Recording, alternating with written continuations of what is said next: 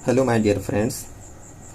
आज के क्लास में हम ज्योमेट्रिकल कंस्ट्रक्शन के बारे में डिस्कस करेंगे। ज्योमेट्रिकल कंस्ट्रक्शन अर्थात ज्यामितीय निर्माण के बारे में आप लोग थोड़ा बहुत 9th और 10th क्लास में भी पढ़े होंगे। जैसे कोई एंगल बनाना हो, रेखा को बराबर भागों में बांटना हो, सर्किल बनाना हो, स्क्वायर बनाना हो, रेक्टेंगल बनाना हो आदि।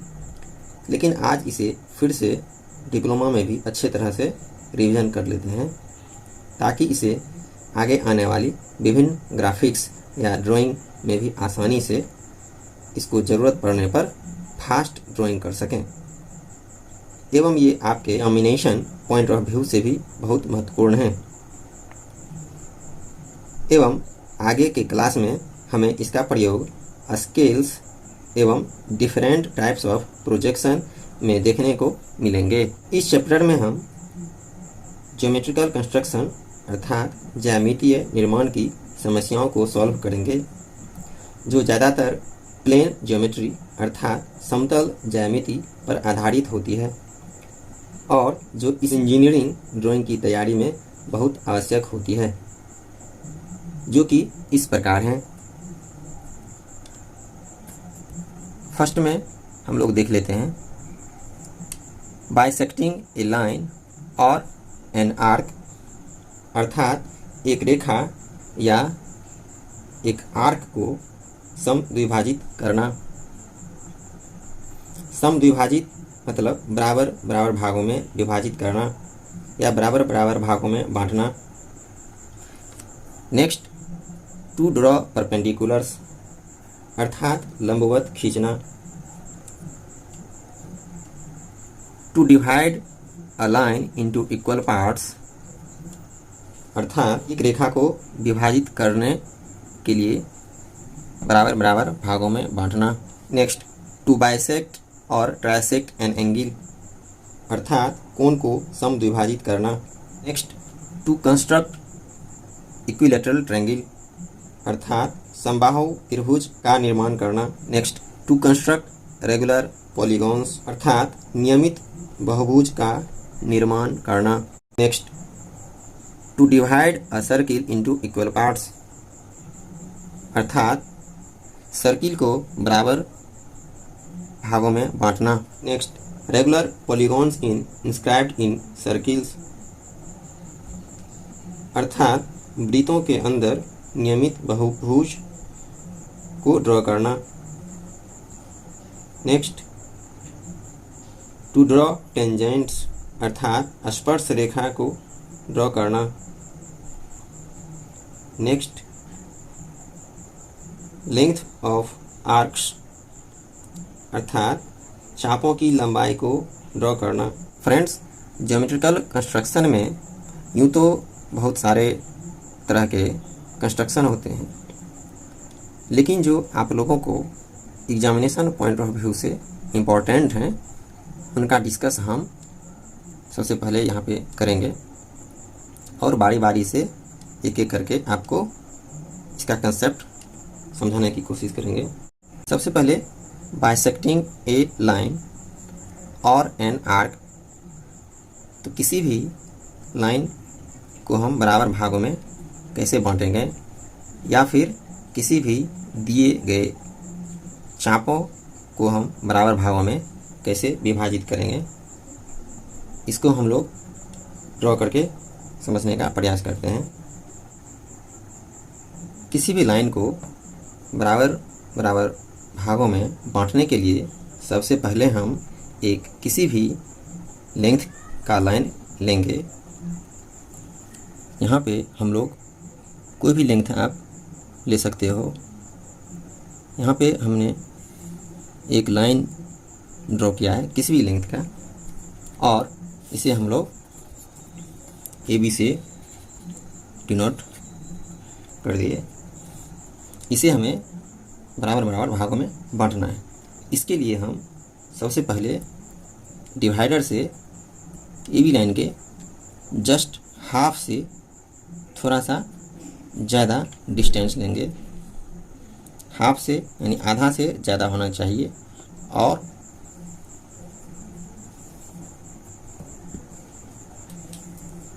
और ए बी से कम होना चाहिए।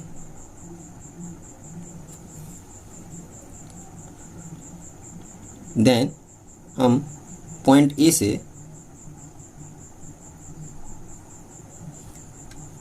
लाइन ए बी के ऊपर एक आर्क ड्रॉ करेंगे और ए बी से नीचे की तरफ एक आर्क ड्रॉ करेंगे। इसी प्रकार पॉइंट बी से हम ए बी रेखा से ऊपर की तरफ एक लाइन ड्रॉ करेंगे और सेम उसी तरह से ए बी रेखा से नीचे हम एक आर्क ड्रॉ करेंगे।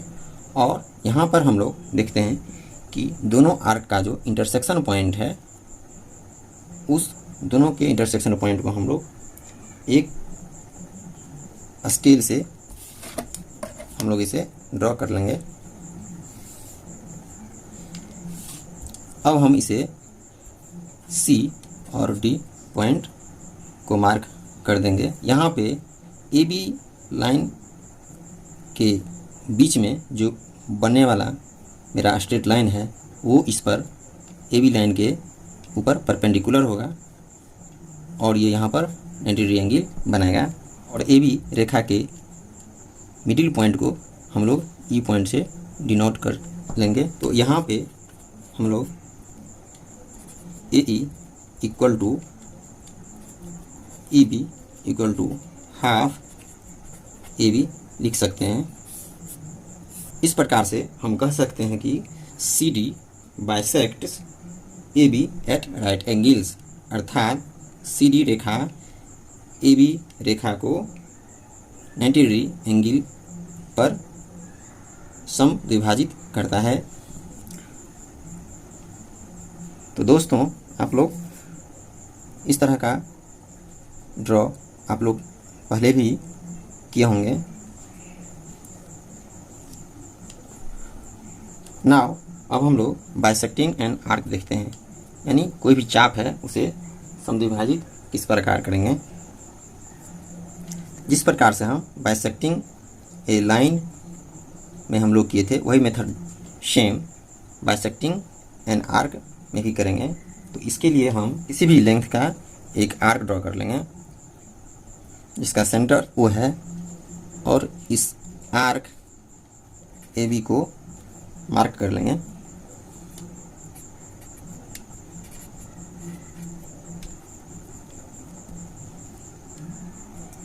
इस प्रकार से हम किसी भी रेखा को समद्विभाजित किए उसी तरह से यहाँ भी हम लोग करेंगे।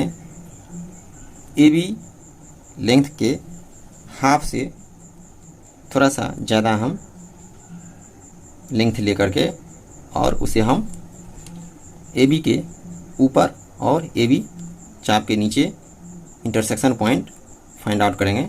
और उसके बाद हम लोग उस इंटरसेक्शन पॉइंट जो मेरा ए बी आर्क के ऊपर और ए बी आर्क के नीचे जो फाइंड आउट होंगे उसको हम लोग एक स्ट्रेट लाइन से ज्वाइन कर देंगे। अब हम सेंटर ओ और ओ बी को रेडियस मानते हुए पॉइंट ए से हम लोग ए बी आर्क के ऊपर एक इंटरसेक्शन पॉइंट ड्रॉ करेंगे।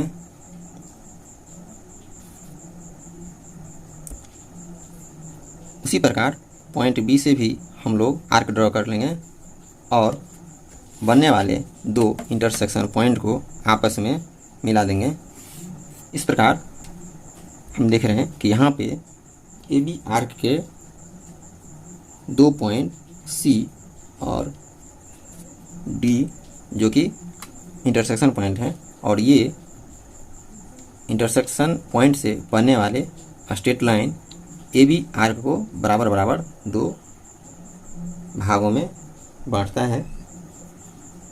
तो इस प्रकार से हम दोस्तों आज bisecting of A line, bisecting and arc दोनों केस में सेम प्रोसेस से ड्रॉ करने पर दोनों लाइन एवं आर्क को बाइसेक्ट हम कर सकते हैं। तो आज के क्लास में बस इतना ही। फ्रेंड्स, आप लोग को फिर भी अगर इसमें किसी भी प्रकार की समस्या आती है तो आप कमेंट बॉक्स में कमेंट करना ना भूलें। नेक्स्ट क्लास में और भी ज्योमेट्रिकल कंस्ट्रक्शन के बारे में हम डिस्कस करेंगे। तब तक के लिए बहुत बहुत धन्यवाद।